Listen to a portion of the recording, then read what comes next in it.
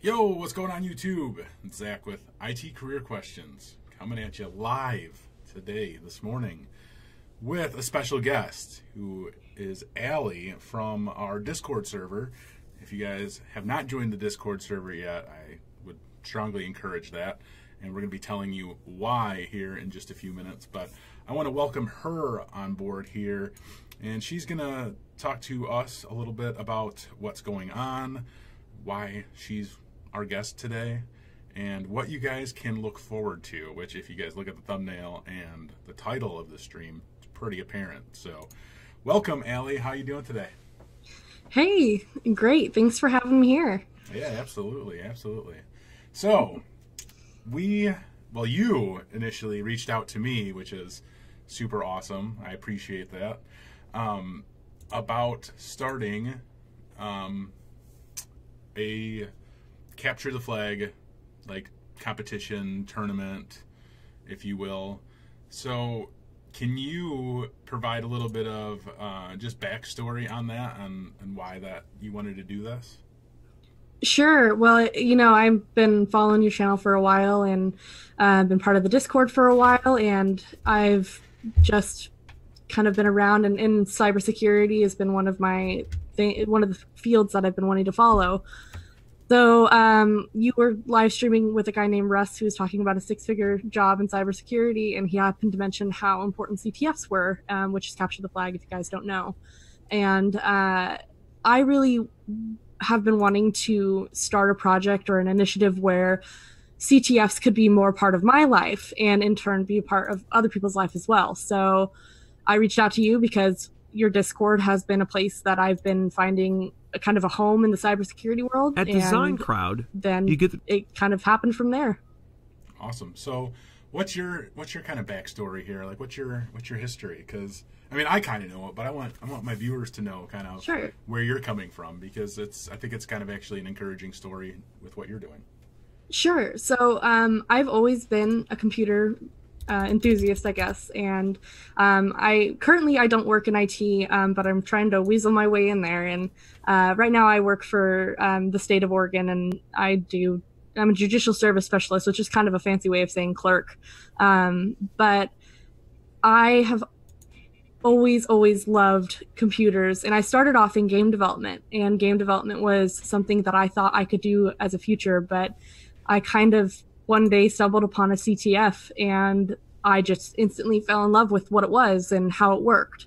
So I decided that I was going to do those more often, and then I looked into ethical hacking and jobs in the cybersecurity field, and I was hooked. And there's not much more I can say beyond that. It was just something that I truly love doing, and it's something I really want to continue doing as a career. Awesome. So what are you doing right now? I know you have something really exciting coming up tomorrow, don't you? Tomorrow I have my Security Plus exam to get my, hopefully to get my certificate in Security Plus, which is very daunting. I'm hoping that I can pass because it would open up a lot of doors for me. Right. You'll be fine. You'll be just fine. I know you've been doing a lot of studying, so mad props to you. As you know, I got mine coming up here in 2 weeks. Yes. So I'm getting very nervous as well. Yeah, I'll let you know how it goes and warn you in ahead of time what you need to focus on. Well, yeah. That's the thing. It's like I always ask people, like, so what kind of things did you run across? But it's like every single time you go to take the exam, it's always different. You don't know what you're going to expect. So that's like discouraging in a way. It's like, oh my gosh, I can't get any feedback because I might go into this test and I'm going to just get completely different questions than somebody else. Yeah, it's a little nerve-wracking, but like you said, I've been studying, and I'm just hoping that I'll pass and just do my best tomorrow. Awesome. Thank you, Dakota, for the super chat, by the way. IT Career Skills. Got to give him a shout out for the super chat. And just so people know, my YouTube is all jacked up, so it will not let me stay logged in as IT Career Questions. So if you see a chat from Zachary Hill, that's me, obviously. But yeah, I don't know why it keeps logging me out. It's driving me nuts. But anyway, the official capture the flag announcement. So you wanna talk more on that, on what's happening Sure. tomorrow, right? Tomorrow's the 1st, yeah. Yeah. So, well, in general, this Capture the Flag group, what we're kind of aiming for is a place where anyone from any level of Capture the Flags can join and participate, whether it be with our monthly challenge, which we'll talk about a little later, or we'll have, we're tossing around the idea of doing weekly or bi-weekly meetups, so that everyone can be kind of in the same place at the same time, either discussing the current challenge or doing a whole new challenge. Because there's some great websites that allow you to get in a a virtual room all together and participate in the same quick an hour to 30 minute to 3 hours. So, I wanted a place when I do CTFs. An area I wanted to work on personally was write-ups and technical write-ups on the CTFs I've accomplished, because if you don't have any experience in the IT field or cybersecurity field, technical write-ups will do wonders for you, and with recruiters or with employers who are looking for those types of things, because they want to see that you're interested and active in the community. So I wanted a place for people to be able to share and learn about writing those as well. So there's an area of the Discord designated for that too, where you can either share or ask questions about how to write them. Also, I noticed that a lot of people were not willing to participate in CTFs because of the competition aspect. And, well, I don't want to join a competition because I don't know what I'm doing yet. And that's great. I mean, you should definitely try and join, but what competition means is it doesn't mean like, everyone's stacked up against each other and no one's going to help you. It means that it's just a fun game that we're working on, and we'll have in our Discord, we'll have a leaderboard for the community just to see how everyone's doing, and that way you'll know who to ask questions. And as far as how that goes, it's going to be a really, really great place for people just to learn about CTFs and learn about cybersecurity, because that's, what it's all about in the end. As far as this month goes, March 1st, which is tomorrow, it will be the launch of the first monthly challenge. And we have a really cool one to start with because it's actually gamified. So most CTFs are typically in a game fashion, but this one is made in a game using the Unity engine. And it's called Pico CTF. And it's aimed towards people who've never done CTFs before and people who are wanting to learn. And it covers a ton of areas in cybersecurity.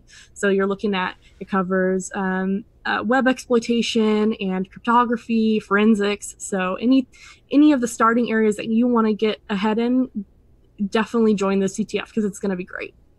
Awesome. And what kind of like guides and stuff are already out there for this? Is there Sure. resources for people to utilize to maybe help them along? Sure. Yeah. There's a section in the Discord that is made. We're working on building it up. It's resources for people who've never done it before and people who need references to look back on.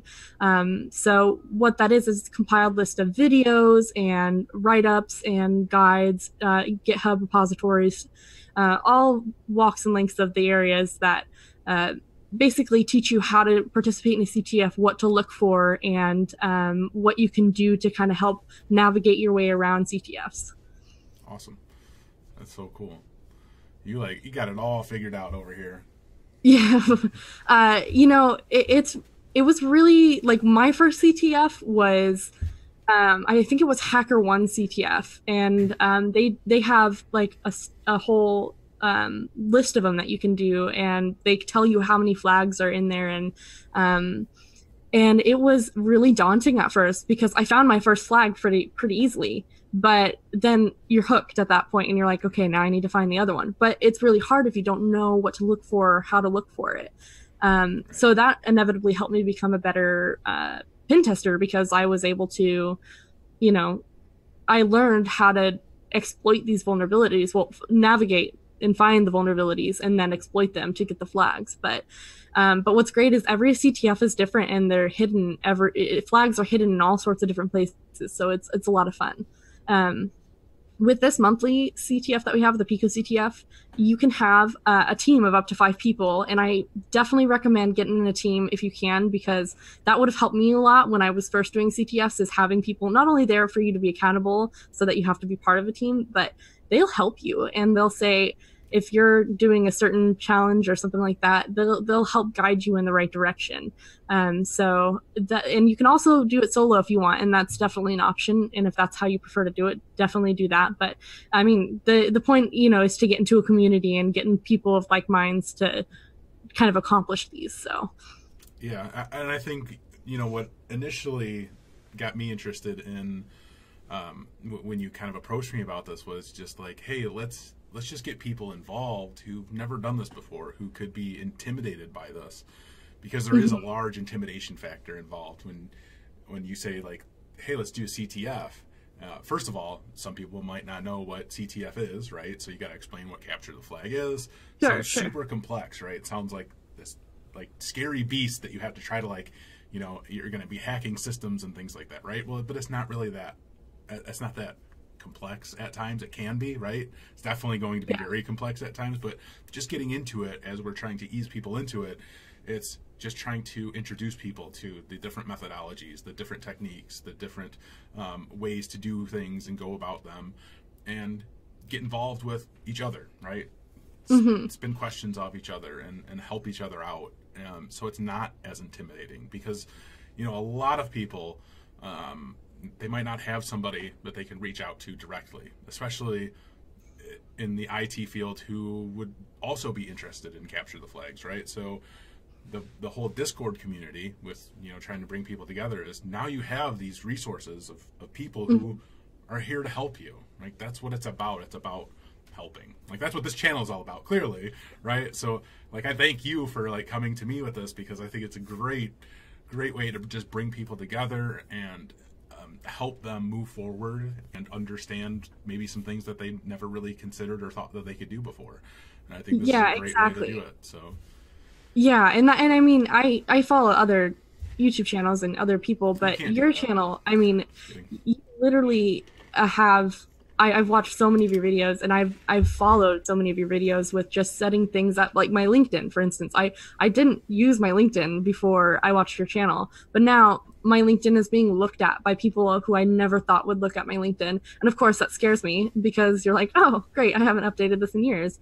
But at the same time, it's your channel is helping build up people's confidence and their ability to say, I could probably do this. This is not going to be an issue.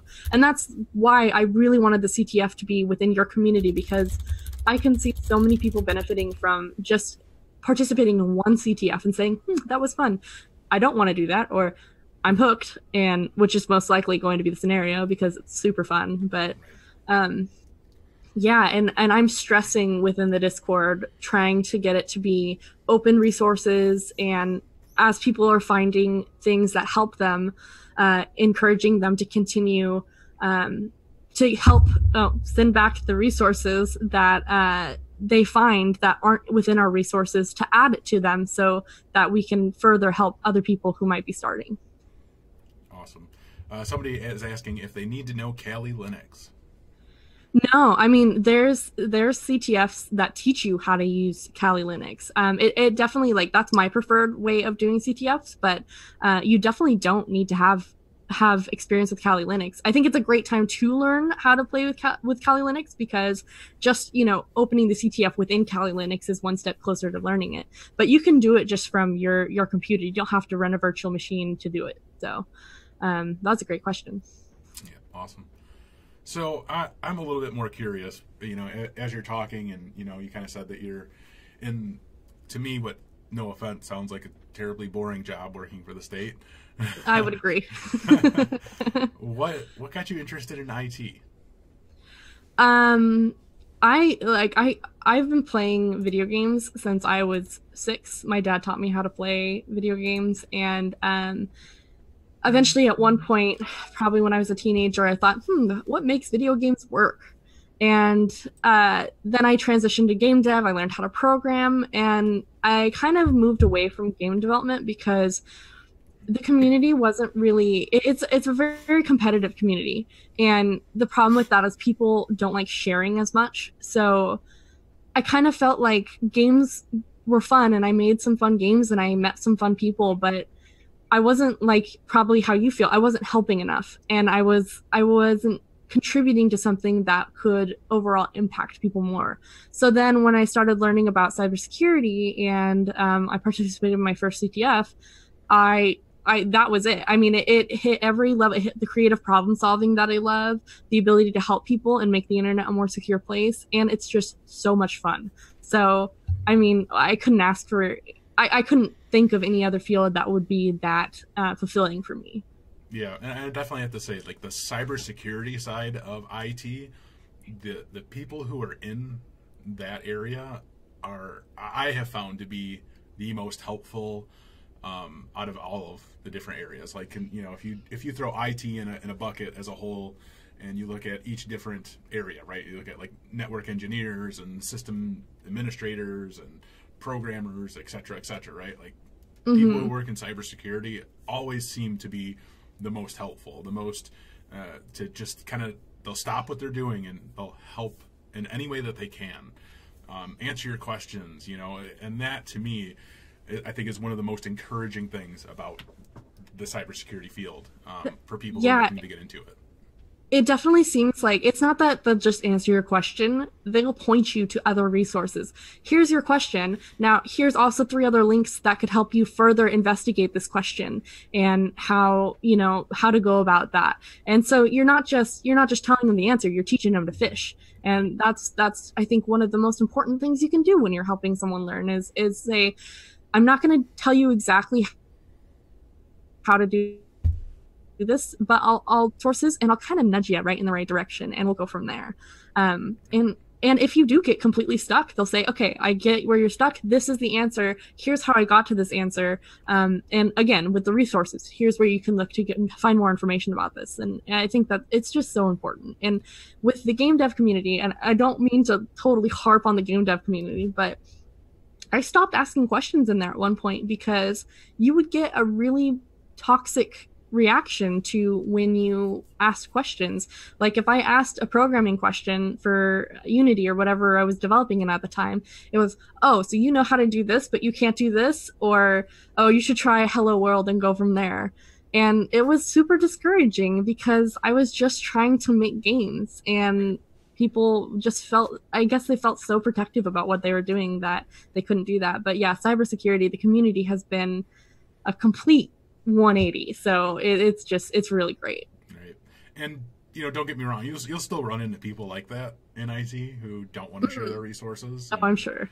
It's terrible. I hate working with those type of people, like who do exactly that. Like, just give you kind of that runaround BS answer and are of no help at all. So don't get me wrong, there's still people out there that exist in IT, but I think it's very rare, especially nowadays. I feel like a lot of the people who are like that are cycling out of the field for whatever reason, or they've just kind of learned to adapt to be a better person.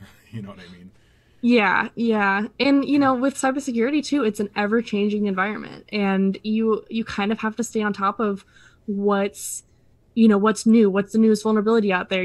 This zero-day vulnerability came up, how did they fix it, if they did, and stuff like that. So I think people are so much in cybersecurity are much more interested in making sure that they can secure the internet rather than saying, oh, I found this fix and I'm not going to tell anyone. So, except for the Apple 0 day that just happened and the guy's not releasing it. I don't know if you saw that. That kid is awesome. Because I don't know if you read the whole article, but I love that article because he's basically saying, for those of you who don't know, this teenager found a vulnerability in an Apple Mac OS, and teaching, right? I think so. I know it had to do with being able to access people's passwords, and so he was. If you guys aren't familiar with what bug bounties are when researchers can provide, which are like hackers, ethical hackers, help these different companies secure their websites or their applications, so on and so forth. Well, Apple has kind of been known to not really disclose security related topics because they don't want to, which is fine, but they also have been known not to pay the researchers very well. So what this kid was doing was saying, I'm not going to release, I know what this vulnerability is and how to exploit it. I'm not going to tell you how to exploit it until you promise to pay Mac OS researchers for the bugs that they're finding, because we're not just doing it for free. We'd like to help you secure your stuff, but we work really hard. But anyway, that's kind of a tangent, but I love that story. No. It provided like the context to what we were saying. Yeah. But yeah, I give that dude mad props for doing that. Because it is true. I mean, pretty much like every other large company has some type of bug bounty program. So if you find an exploit, you find, some type of vulnerability and you share that with them, they will pay you. And some of them, I mean, there's some people who that's how they make their living, just doing bug bounties. If you look at like HackerOne, you brought them up. I talked to one of the guys who works there at one of the conferences I went to, and that's all he did. Like, that's all. It's pretty much how he made his money until he started working at HackerOne, was just doing bug bounties, because sometimes they could pay 5 figures. It's like, yeah, wow. Like, and it's a great, bug bounties are a great way to learn too. I would, if you're newer, it's not necessarily the best option, but if you kind of get in, like, if you participate in lots of CTFs, or if you're getting really good at penetration testing, it's a great way to not only, make some extra cash on the side, but it's a great way to learn further, because you're looking at active sites that you have permission to be in. And it's just on-hands experience, and I don't think anyone can disagree with the fact that that's just always a great option. Bugcrowd has a great program. HackerOne has a great program. I think there's a couple others, but those are just the ones I know off the top of my head. Yeah, I think those are the 2 biggest ones. Mm-hmm. I see those guys all the time, so definitely some of the big ones. And I've interviewed a guy that worked at Bugcrowd before. He's a really cool guy, really smart. They do some crazy stuff over there. So yeah, for sure. Let's see. I'm just checking the chat. I saw someone asked whether or not they would do cash prizes or anything like that. They do have CTFs that do those types of things, that have prizes and stuff. I think later down the road we will look at trying to get some nuts. I guess sponsors is kind of the word for it, but trying to get some merch and stuff like that we can send out to people who hit our leaderboard. Because if you're participating and you're, part of the community and stuff, we want you to just know that, that's really awesome. So I don't know how later down the road that is, but it's something that we are throwing around. Yep. And what's going on, Mr. and Felipe? I'll just do that. I don't know the first name there. But actually, with going off of that, I know that, like, when I go to RSA next week, I'll be meeting up with a few different people to talk more about, like, gamified competitions. Mm-hmm. So think of, like, Project Ares, for instance, doing like gamified competitions in person, online, and stuff with that, because you're capable of doing it with that as well. Last year at Black Hat, I did a live stream with Circadence where we live streamed Project Ares, and they did like a competition there, which was really fun. So we're going to try to do that more often, because I think there's a need for it. And I think if we can get more people involved, especially at maybe a younger age, and show like, hey, this is actually like a gaming competition, essentially, right? You need to learn how to, hack computers, quote unquote, but like, this is a competition. You guys are, able to compete against each other, and that's fun. It's exciting, and then, hey, there's prizes. So, and especially with them like Circadence, I know, I love Project Ares, and I love that they're targeting it at middle school level. I never had anything like that. We didn't even have any tech. I don't even think there was like a typing or anything in our high school. So I think it's really great that they're targeting middle schoolers, like, hey, look how fun this field is that you never would have considered, because there's nothing ever out there about it. But now it's a game, and kids love video games. I still love video games, and I'm, not in high school anymore and not in middle school anymore. So I just think it's really great that they're reaching out to schools and saying, let us bring this program into your school and see how it works. Because, I mean, that's going to spark interest in so many kids, and we can use younger minds coming in, that have been developing this since they were in middle school. Right. Yeah. And kids understand technology like you wouldn't believe nowadays. It just blows my mind. It's like, I wish I grew up with what we have now, you know. Right. Yeah, We'd for be on sure. a whole new level. The kids these days, if they get them at a young age, I mean, they'll succeed with no issues at all. I feel like, you know, they'll just understand this stuff. Like, it's second nature to them. Yeah. Where us, as we're a little bit older, it takes a little bit more work, you know. But kids, oh man, I'm excited for the next generation of IT professionals. You know, that'll be an exciting time. Yeah, and I think too, one of the areas we're kind of lacking in with younger kids right now is safety and security in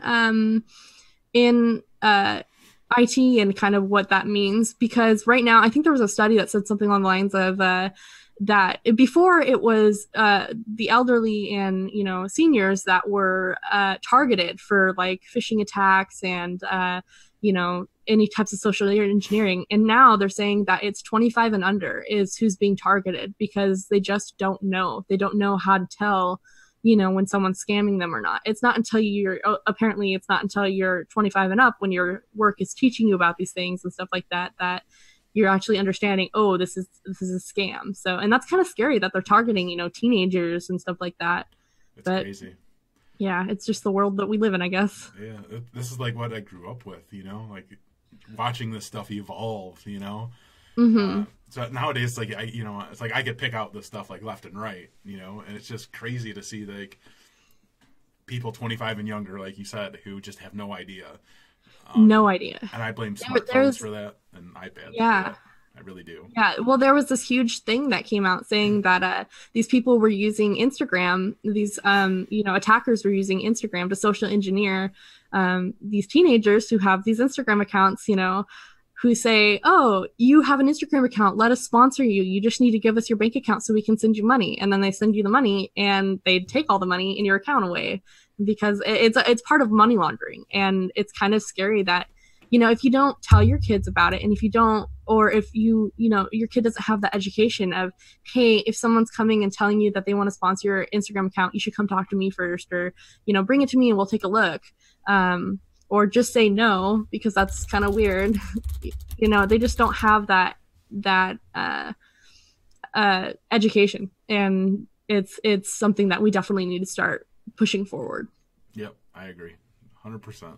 It's so crazy the way that they're able to manipulate people nowadays, but it's very intriguing to me personally. Yeah, it's one of the areas of security I think that I'm most interested in. It's like social engineering and that aspect.